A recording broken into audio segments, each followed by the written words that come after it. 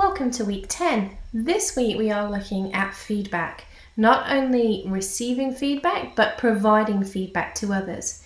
In essence, we will be looking at how to provide meaningful feedback to a peer, but also how to receive feedback and make the best use out of that feedback as possible. As you already know, you need to provide feedback to a peer on their draft and receive feedback in exchange.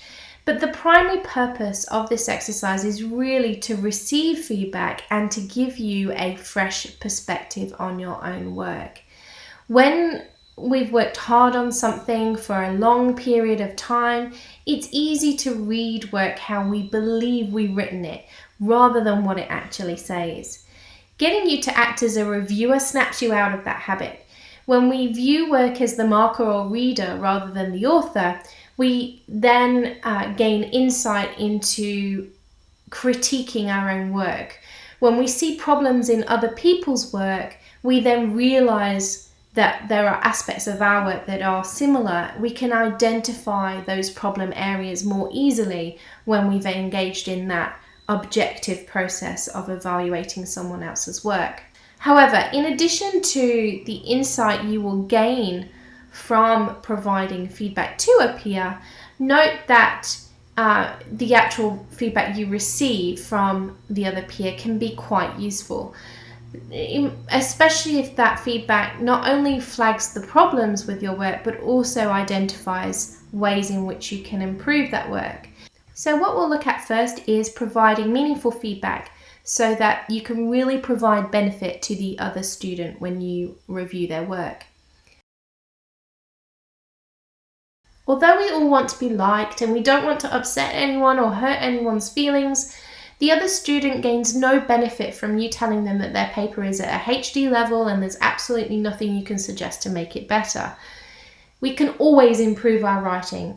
Even if the arguments are great and the sources are great, we can still improve our writing. I know this because I look at books and papers that I've had published and I can still identify things that need improving.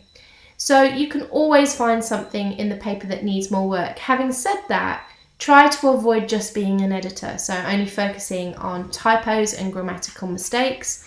You're there to provide constructive criticism on things like the structure of the paper, whether it flows well, the arguments that are put forward.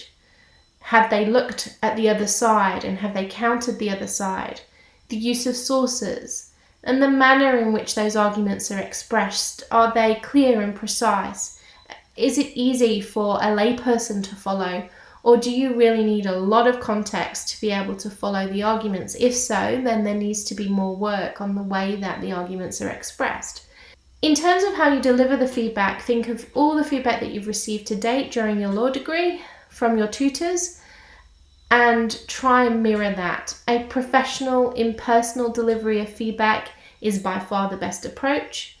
It is possible that the recipient will still be a little bit disappointed with the feedback that you provide, but it's better to be truthful because you're going to help them produce a better product, a better research project at the end, than to gloss over the issues that you've identified in the paper.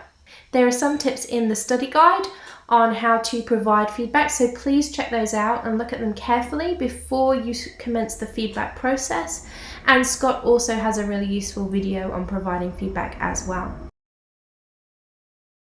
Now, when it comes to receiving feedback, that can obviously make you feel anxious, and that's completely understandable, but you will need to get used to receiving feedback. If you go on to become a lawyer, you will constantly receive feedback in the early years of practice from a supervisor.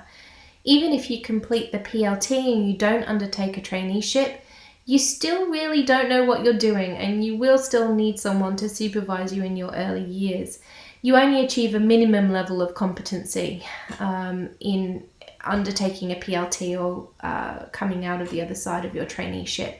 So there are a number of years where you will be subject to supervision and you will regularly receive feedback from that supervisor. Even if you don't go on to become a lawyer, unless you're already skilled in a particular area or already experienced in that area, it's likely that there will be a degree of supervision of what you do. So although it makes us uncomfortable, we do need to get used to receiving feedback from others. The question is, how do we receive the feedback and make the most of it?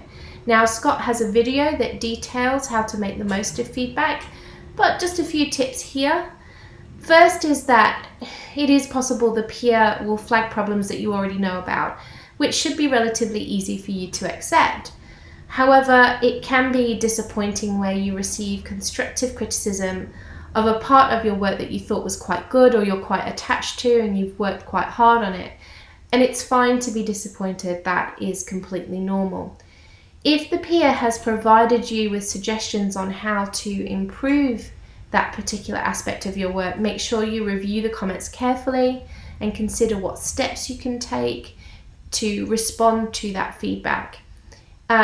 You should also think about seeking clarity if you don't understand any aspects of that feedback, whether it relates to what the problem is or how you can improve your work.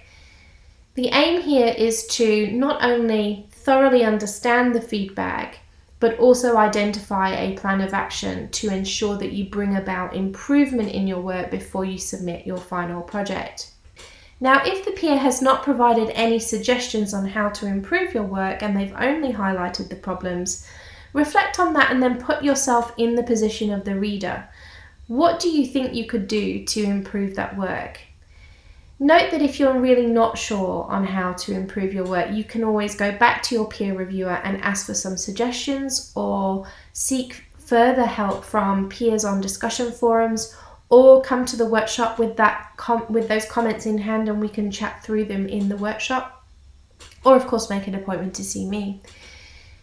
If you really don't understand their feedback at all, or you are struggling to see the problems that they have noted, maybe have a chat with the peer so that you can gain a better understanding. But again, if that doesn't work, talk to your peers on the discussion forums about it, bring it to the workshop, or make an appointment to see me.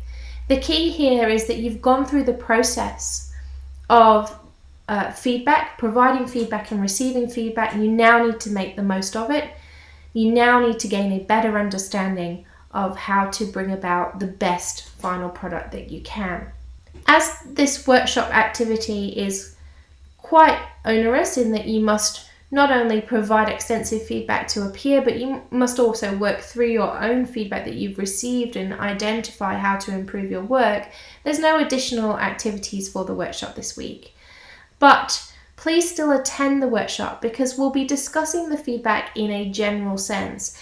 It's likely that there will be some themes, i.e. some commonalities across a number of students.